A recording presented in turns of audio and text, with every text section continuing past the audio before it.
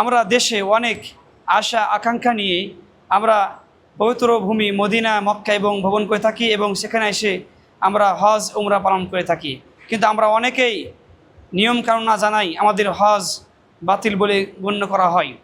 আসুন আমরা সঠিকটা জেনে নিই। আল্লাহ সুবহানাহু ওয়া তাআলা বলছেন, ইন্না আউওয়ালা বাইতিন বুদিআ লিন-নাস লাল্লাযী বিবাক্কাতা মুবারাকান ওয়া হুদাল লিন-আলামিন ফীহি আয়াতুন বাইয়িনাতুন মাকাম ইব্রাহিম ওয়া মান দাখালাহু কানা আমিনা ওয়া লিল্লাহি আলান-নাসি হিজ্জুল বাইত মান ইসতাতা ইলাইহি সাবিলা। মানুষের জন্য সর্বপ্রথম যে কাবা প্রতিষ্ঠিত করা হয়েছে, এখানে রয়েছে বরকতময় এবং সারা বিশ্বের মানুষের জন্য হেদায়েত স্বরূপ। সুতরাং যে সমর্থন রাখে সেজন্য এসে বাইতুল্লাহ তাওয়াফ করে। নবী সাল্লাল্লাহু আলাইহি সাল্লাম বলছেন, আল উমরাতু ইলাল উমরা কাফফারাতুন লিমা বাইনাহুন্না ওয়াল হাজ্জুল মাবরুর লাইসা লাহু জাযা ইল্লাল জান্নাহ। নবী সাল্লাল্লাহু আলাইহি সাল্লাম বলছেন, এক উমরা থেকে আরেক উমরা এর মাঝে যত ধরনের পাপ সংগঠিত হয়েছে সগীরা গুনাহ আল্লাহ সুবহানাহু ওয়া তাআলা এর বিনিময়ে মাফ করে দেবেন, মোচন করে দেবেন। সুবহানাল্লাহ।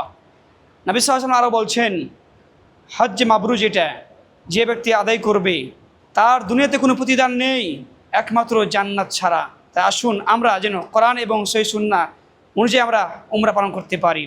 এখানে কয়েকটি বিষয় রয়েছে, প্রায় 8টি বিষয়। 1 নাম্বার, যিনি উমরা পালন করবেন সর্বপ্রথম মিকাতে গিয়ে পৌঁছানো হতে হবে এবং তাকে গোসল করতে হবে। পুরুষ এবং নারীকে উভয়কে গোসল করতে হবে। তবে মাথা রাখতে হবে কোনো ধরনের সুগন্ধি আপনি কাপড় ব্যবহার করবেন না, আপনি শরীরে ব্যবহার করতে পারবেন। 1 নাম্বার। 2 নাম্বার, পুরুষকে 2টি কাপড়, সাদা কাপড়, এহরামের কাপড় পরিধান করতে হবে, তবে সেলাই মুক্ত হতে হবে। 3 নাম্বার, যিনি উমরা পালন করবেন মনে মনে সংকল্প করতে হবে যে লাব্বাইকা উমরাতান, এভাবে আপনার সংকল্প করতে হবে। 4 নাম্বার যে বিষয়টি, যে বাইতুল্লাহ যার আগ পর্যন্ত পথে আপনাকে বেশি বেশি তাকবীর দিতে হবে। লাব্বাইক আল্লাহুম্মা লাব্বাইক লাব্বাইক লা শারীকা লাক লাব্বাইক ইন্নাল হামদা ওয়ান নি'মাতা লাক ওয়াল মুলক লা শারীকা লাক, এই দোয়াটি পাঠ করতে হবে।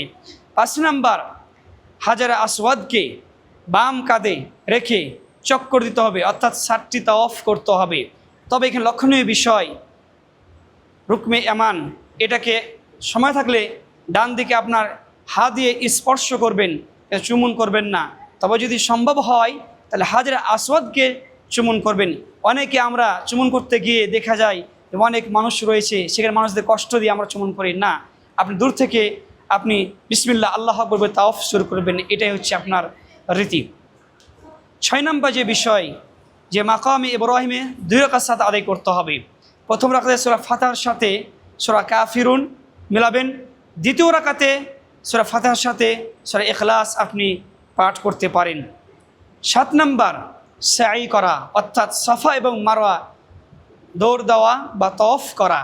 আপনি যখন সাফাতে যাবেন তখন এই আয়াত পাঠ করতে হবে, আউযু বিল্লাহি মিনাশ শাইতানির রাজিম, বিসমিল্লাহির রহমানির রহিম, ইন্নাস সাফা ওয়াল মারওয়াতা মিন শাআইরিল্লাহ, এই আয়াতটি পাঠ করবে।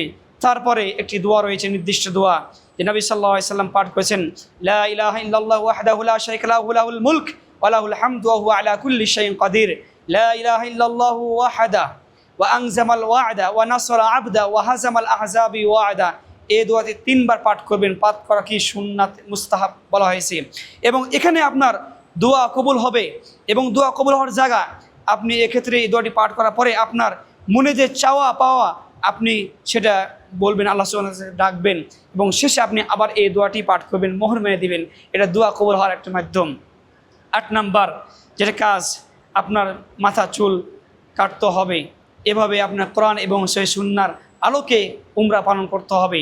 তাই আসুন আমরা যেন কোরআন এবং সহিহ সুন্নাহর সঠিক জ্ঞান অর্জন করে আমরা এক আল্লাহর সন্তুষ্টি উদ্দেশ্যে আমরা উমরা পালন করতে পারি। আল্লাহ সুবহানাহু ওয়া তাআলা আমাদের সকলকে তৌফিক দান করুন। আল্লাহুম্মা আমিন। ওয়া আখিরু দাওয়ানা আলহামদুলিল্লাহি রাব্বিল আলামিন। আসসালামু আলাইকুম ওয়া রাহমাতুল্লাহি ওয়া বারাকাতুহু। আপনারা দেখছেন মানবতার কল্যাণে ইউনাইট টিভি।